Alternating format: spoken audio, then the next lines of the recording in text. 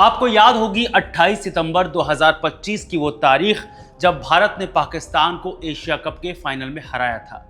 इससे 4 महीने पहले ही कश्मीर के पहलगाम में हुए आतंकी हमले के जवाब में भारत ने ऑपरेशन सिंदूर को अंजाम दिया, जिसमें पाकिस्तान की शह में पल रहे न जाने कितने आतंकी मारे गए थे।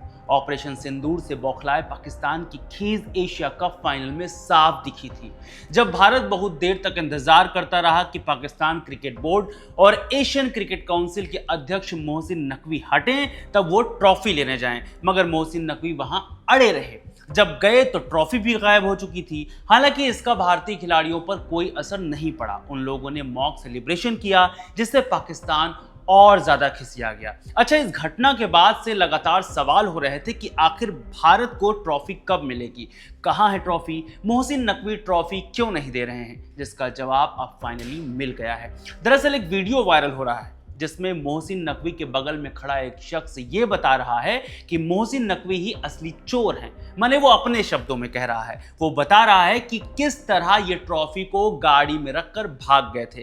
कहने का अर्थ ये है कि भले ही बहुत गुरूर में, लेकिन पाकिस्तान में नकवी के शागिर्दों ने कबूल कर लिया कि ट्रॉफी लेकर नकवी ही भागे थे। अच्छा, हम गुरूर इसलिए कह रहे हैं क्योंकि नकवी के बगल में खड़ा वो शख्स कह रहा है कि नकवी ने भारतीय टीम को दहशतगर्दों की तरह ट्रीट किया। अब इन जनाब से कोई पूछे कि दहशतगर्द कौन है, पुलवामा में आतंकी कहां से आए थे, हाफिज सईद किस देश में रहता है, मौलाना मसूद अजहर कहां छुपा बैठा है। खैर, आगे बढ़ते हैं और एक बार आपको फिर से नकवी के इस कबूलनामे के कारणों की जड़ बताते हैं। 28 सितंबर 2025 की रात सब ने देखा कि दुबई में क्या हुआ, लेकिन इसके बाद जो विवाद हुआ वो बहुत ज्यादा बढ़ गया। खबरें आई कि नकवी ने ट्रॉफी को अपने दुबई ऑफिस में बंद कर दिया, फिर बाद में उसे अबू धाबी में शिफ्ट कर दिया। फिर नकवी अड़े रहे कि वो व्यक्तिगत रूप से सूर्य कुमार यादव को ट्रॉफी सौंपेंगे, मगर उन्हें एसीसी यानी एशियन क्रिकेट काउंसिल के दफ्तर आना होगा, जिसके लिए बीसीसीआई ने साफ मना कर दिया।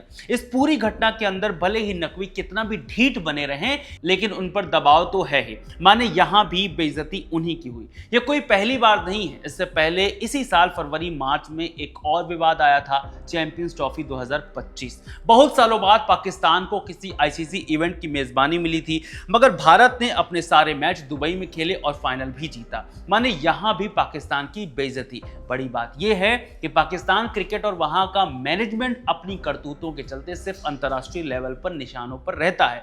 तो ऐसा नहीं है, बल्कि खुद उनके देश के नागरिक और व्यापारी भी खुश नहीं हैं। पाकिस्तान सुपर लीग में मुल्तान सुल्तान के मालिक अली तरीन ने पीएसएल के मैनेजर के खिलाफ आवाज उठाई है, जिसके बदले पीसीबी ने उन्हें एक कानूनी नोटिस दे दिया है। मामला क्या है? दरअसल तरीन ने पीएसएल के फाइनेंशियल मॉडल को अनएक्सेप्टेबल बताया है। उन्होंने कहा कि टीमें हर साल नुकसान में जा रही हैं। क्या है ये नुकसान? मुल्तान सुल्तान टीम साल 2018 में पीएसएल में शामिल हुई थी। टीम को 8 साल के समझौते पर हर साल 6.5 माने $5.5 बिलियन के हिसाब से खरीदा गया था। अब 8 साल पूरे हो चुके हैं। अब ऐसे में फ्रेंचाइजी के मालिक अली तरीन को अपनी टीम बरकरार रखनी होगी, जिसके लिए उन्हें पीसीबी की पॉलिसी को मानना होगा, जिसमें उन्हें समझौते का 25% बढ़ा कर देना होगा। माने अब उन्हें हर साल $7.9 मिलियन से ज्यादा चुकाने होंगे। अब तरीन है जो कह रहे हैं कि वो फ्रेंचाइजी रिन्यू करवाने की बजाय नई टीम के लिए बोली लगाने पर ज्यादा जोर देंगे, मगर पीसीबी मानने को तैयार नहीं है। इन्हीं कुछ चीजों को लेकर तरीन और पीसीबी में तनातनी हो रखी है। अब सवाल यह है कि तरीन की बातें तो सच हैं, फिर दिक्कत कहां है? तो असली समस्या यह थी कि पीसीबी को तरीन की आलोचना पसंद नहीं आई।